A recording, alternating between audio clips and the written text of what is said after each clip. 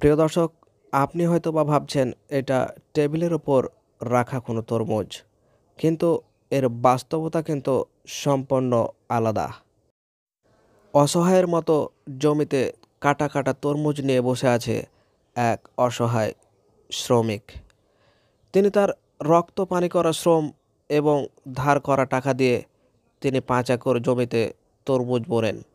কিন্তু কিছু দুর্বৃত্তরা হঠাৎ করে তার জমির সব ফসল এভাবে নষ্ট করে ফেলে দেয়।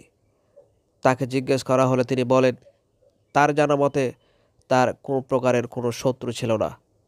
তাকে শেষ পর্যন্ত একেবারে নিঃশেষ করে দেয়। কেন করে তিনি এখনও সেটা জানেন না। তিনি যে কাকে দোষ দিবে তিনি সেটাও খুঁজে পাচ্ছেন না।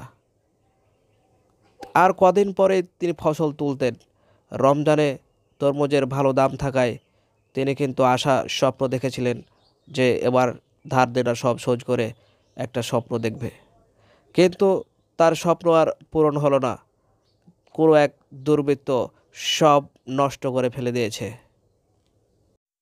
তিনি মাঠে গড়াগড়ি পাড়ছেন আর বলছেন একটাই পাগলের মতো প্রলাপ যে আমার এত টাকা ধার করে আমি ফসলগুলো ফলিয়েছিলাম, আমি এখন এগুলো শোধ করব কী করে?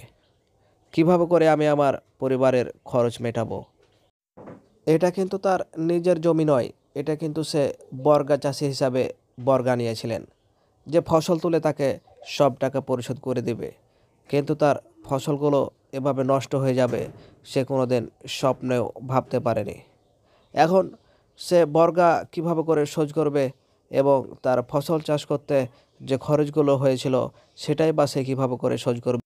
এখন তার একটাই দাবি, তার যে ক্ষতিগুলো করেছে তাদেরকে যেন দৃষ্টান্তমূলক শাস্তির ব্যবস্থা করা হয় এবং তার ক্ষতিপূরণ যেন পৌঁছে দেওয়া হয়।